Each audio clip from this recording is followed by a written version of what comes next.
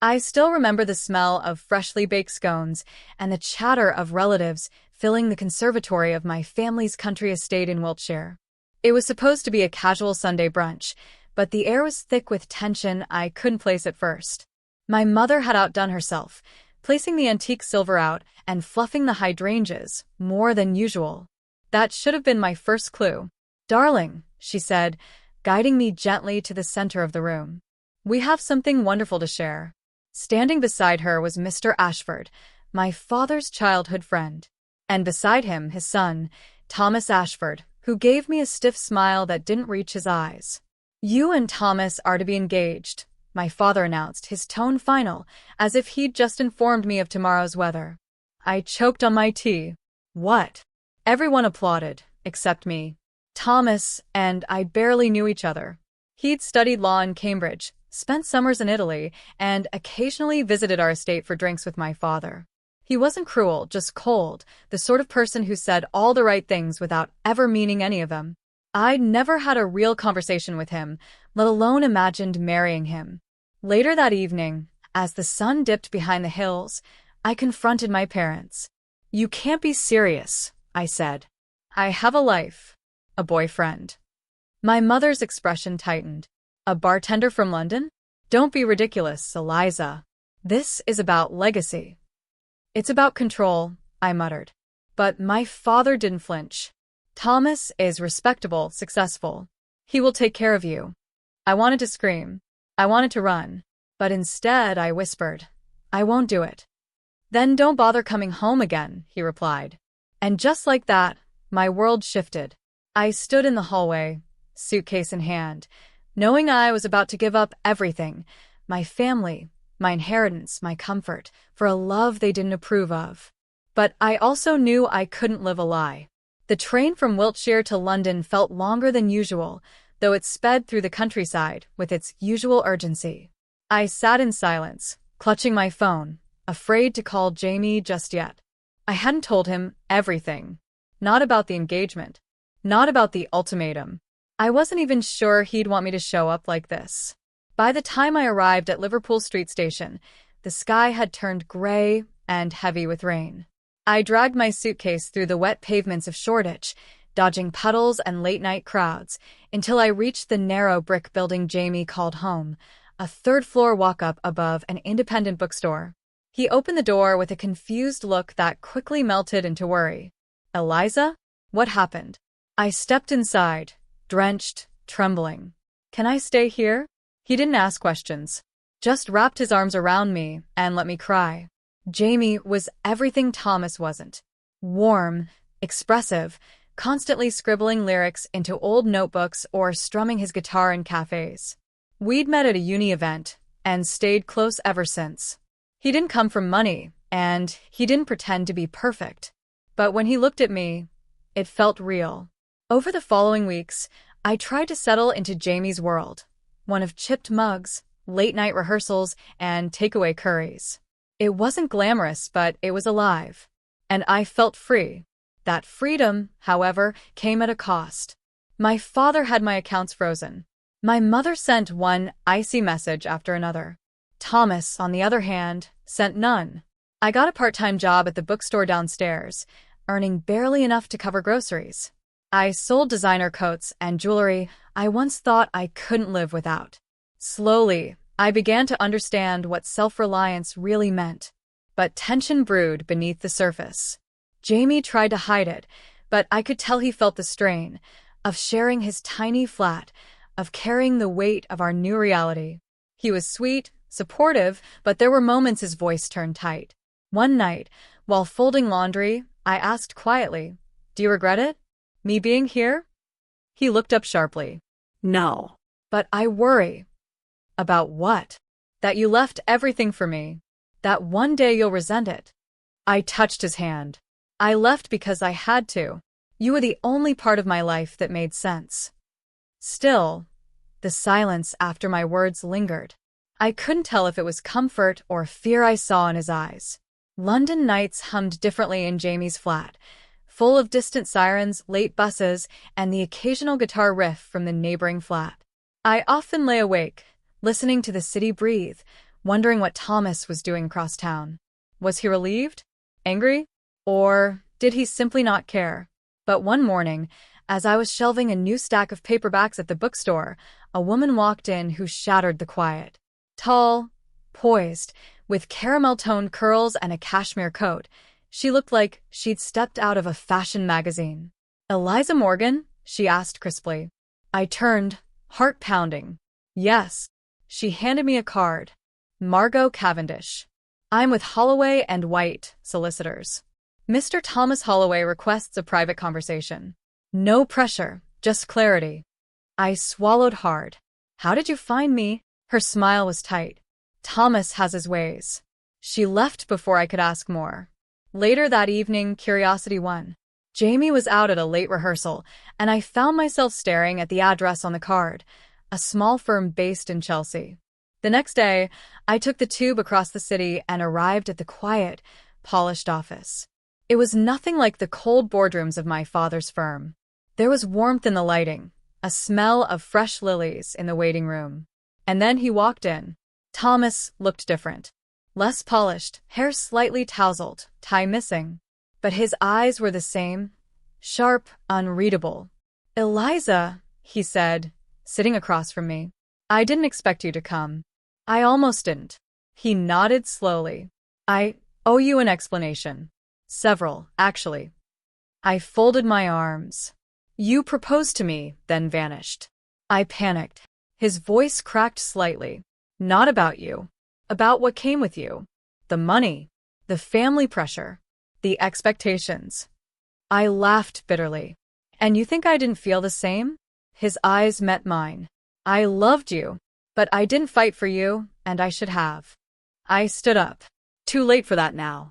As I turned to leave, he said something I didn't expect. "They're arranging a new match for you."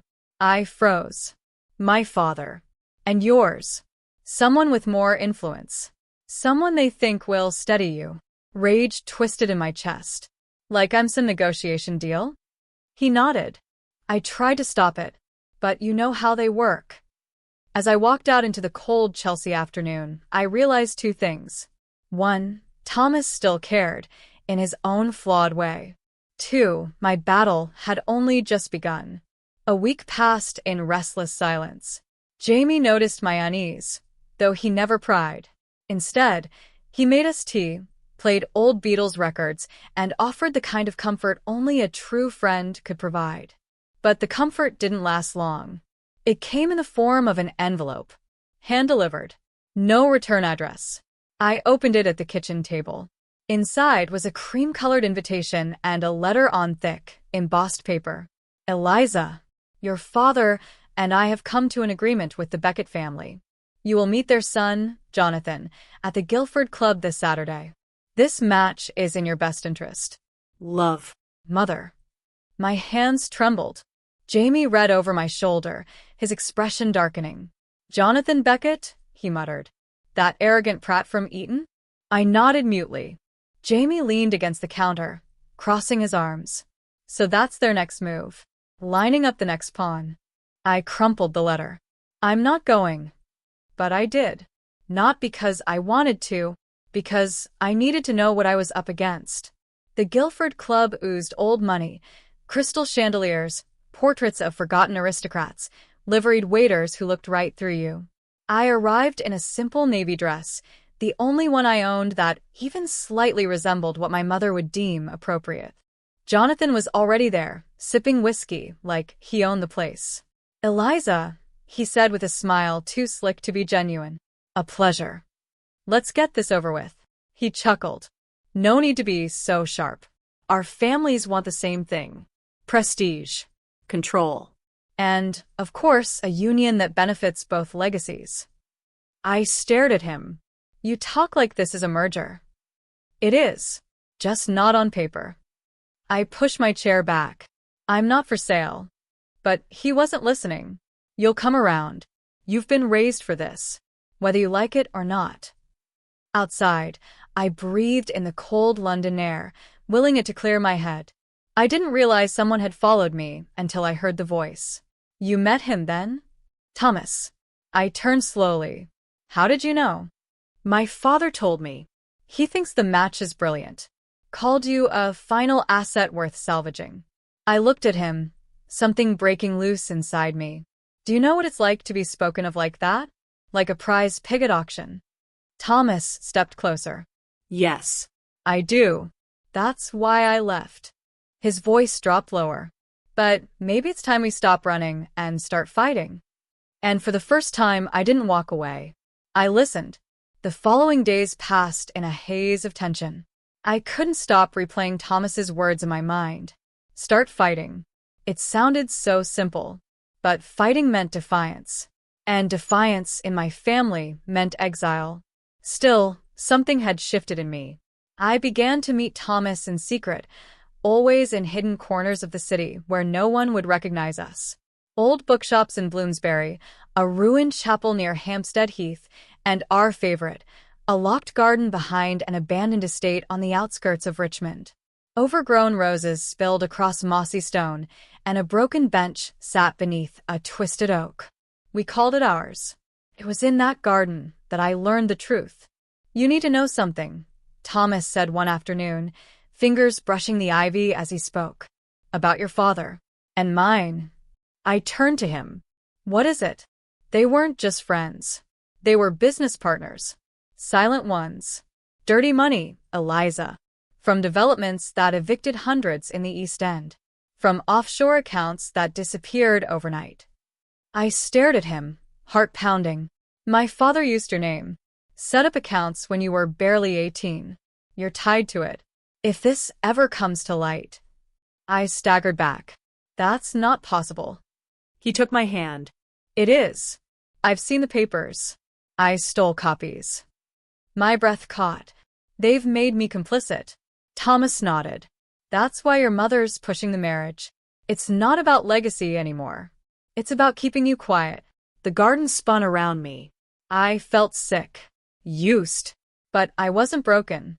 We need proof, I said. Real proof. If I'm going down, I want the truth to go with me. Thomas reached into his coat pocket and pulled out a worn folder. Inside were photographs, bank statements, signatures I recognized, including my own. Forged. We spread them out on the bench, the wind flicking the corners like impatient fingers. Your father kept the originals in his study. Hidden behind a false panel in the bookshelf, Thomas said. If we get them, we expose them all. He nodded grimly. Suddenly, a branch cracked nearby. We froze. Someone was watching. We packed the papers in silence and left the garden separately, just as we'd always done. But this time, I felt eyes on my back the entire walk home. The fight had truly begun. Back at home, everything felt sharper. The ticking of the grandfather clock in the hall. The creak of the third stair from the top.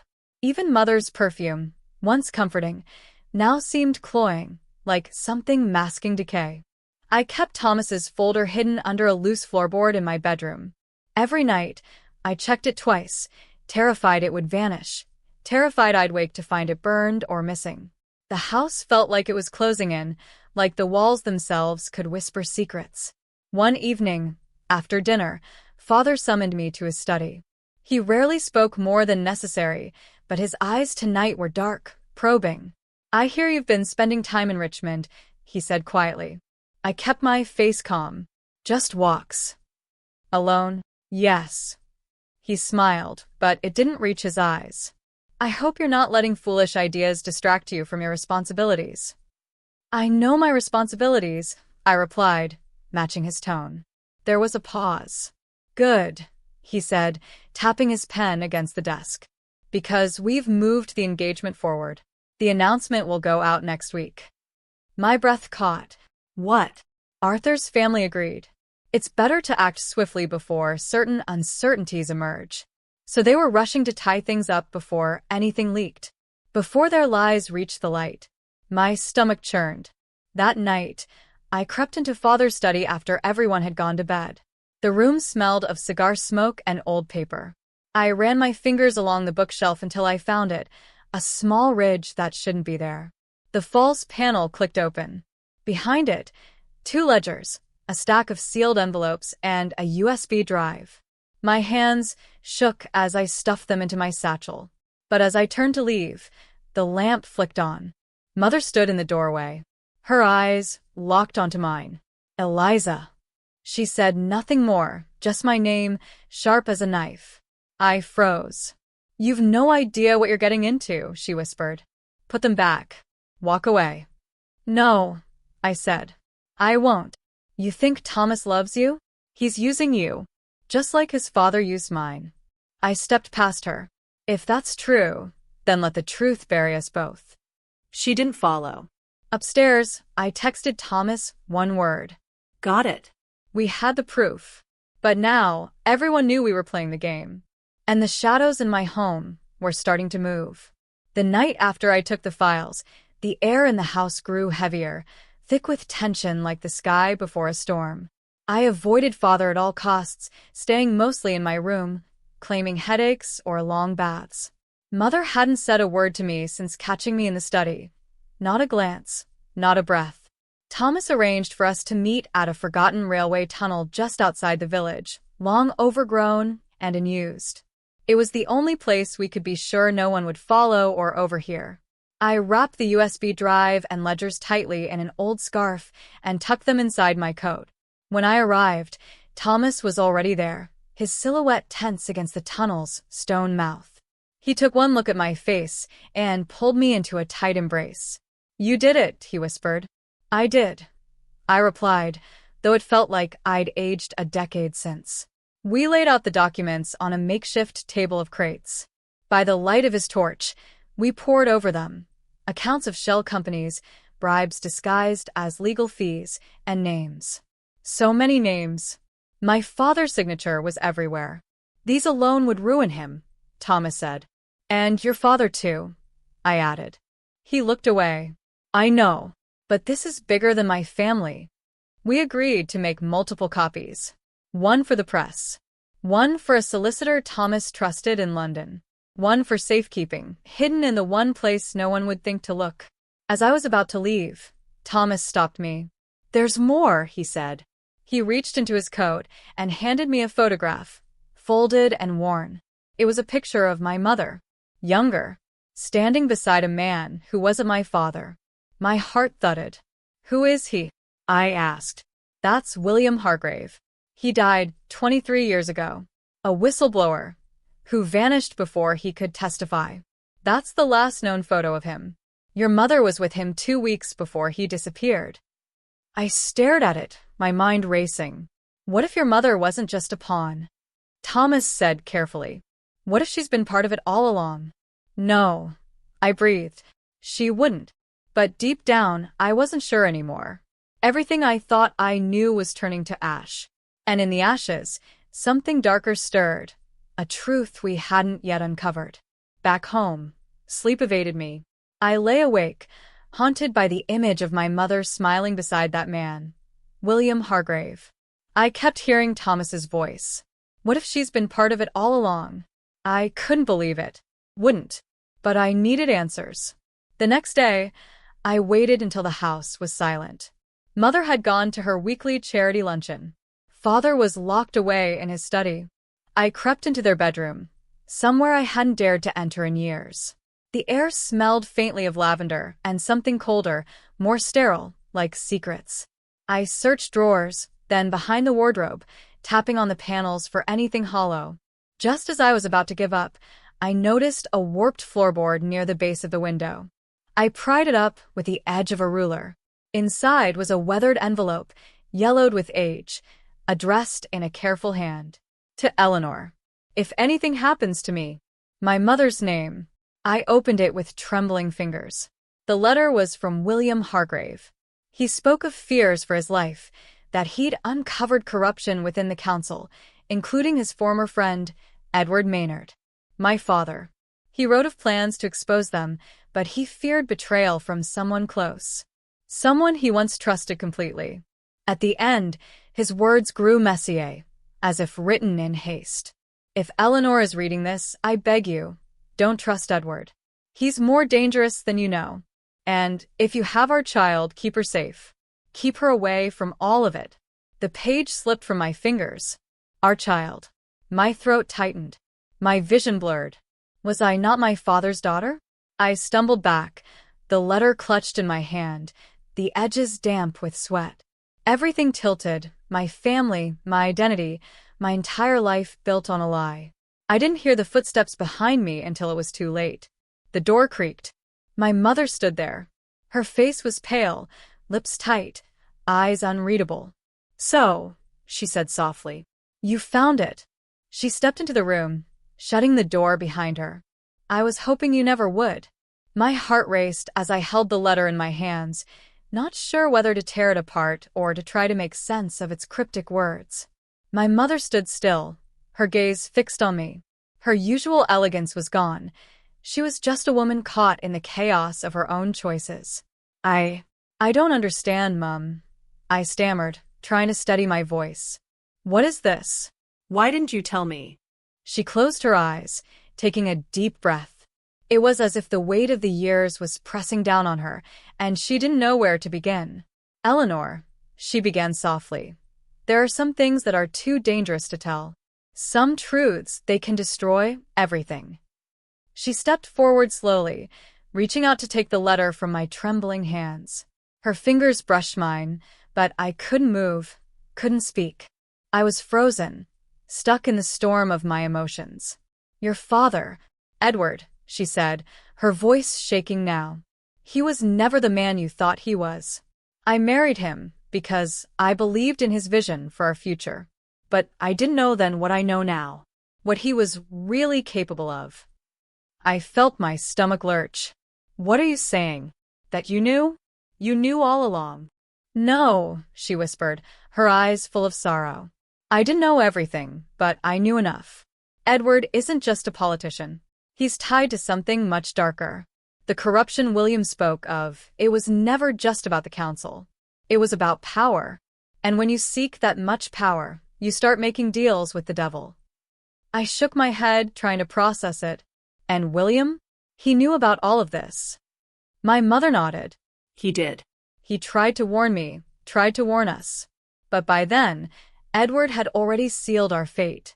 He had to go." Her voice broke as she spoke. I felt a chill run down my spine. Go? "You mean?" Her eyes filled with tears. "Yes, he was killed. The people your father works with, they'll stop at nothing to protect their secrets." I staggered back, the room spinning. "And you?" I couldn't finish the thought. My own mother, complicit in all of this? "I didn't have a choice, Eleanor," she pleaded, her voice cracking. "I tried to keep you safe. I tried to keep you away from it all. But you're too close now. They'll come for you, too. And I can't stop it anymore."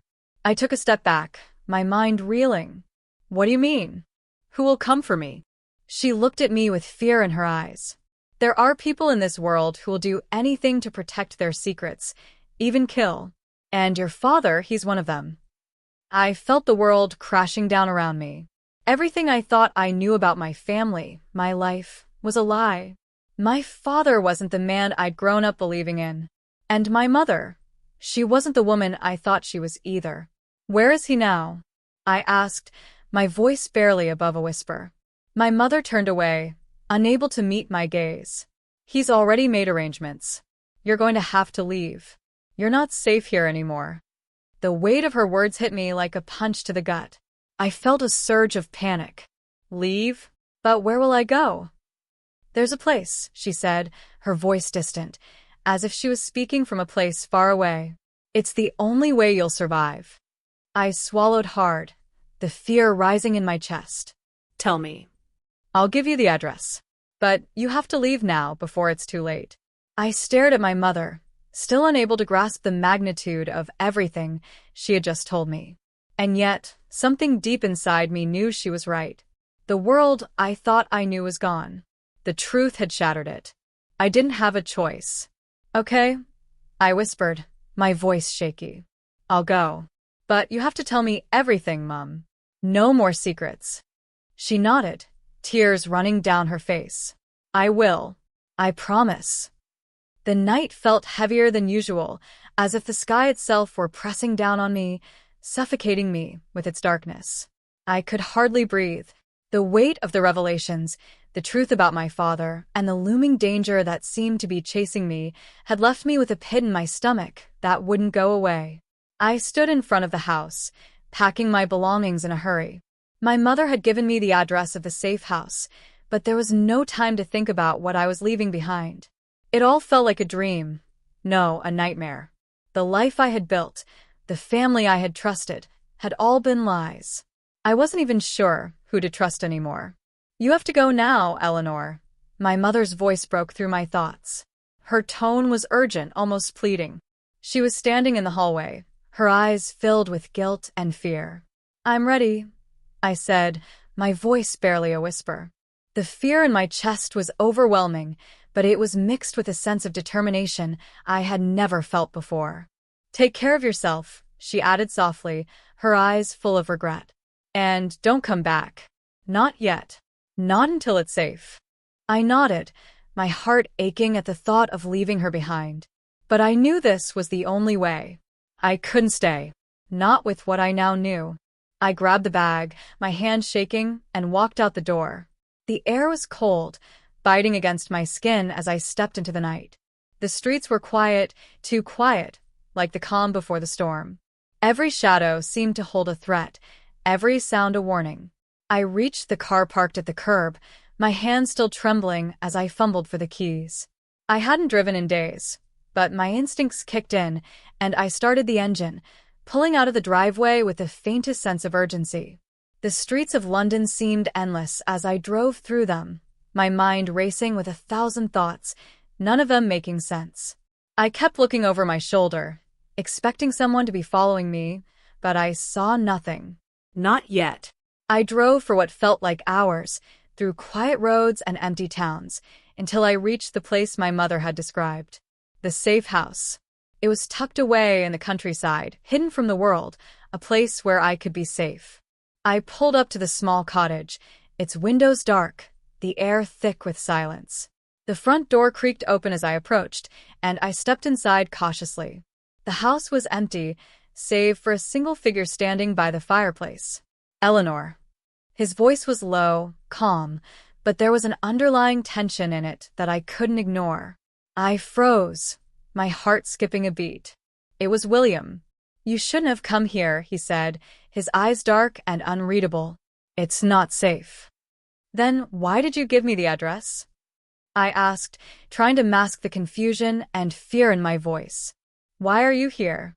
He stepped closer, his expression hardening. "Because I'm not the only one who's been keeping secrets, Eleanor. There's a lot more going on here than you realize. A lot more than you're ready for." I swallowed hard, my pulse quickening. "What do you mean? What's going on?"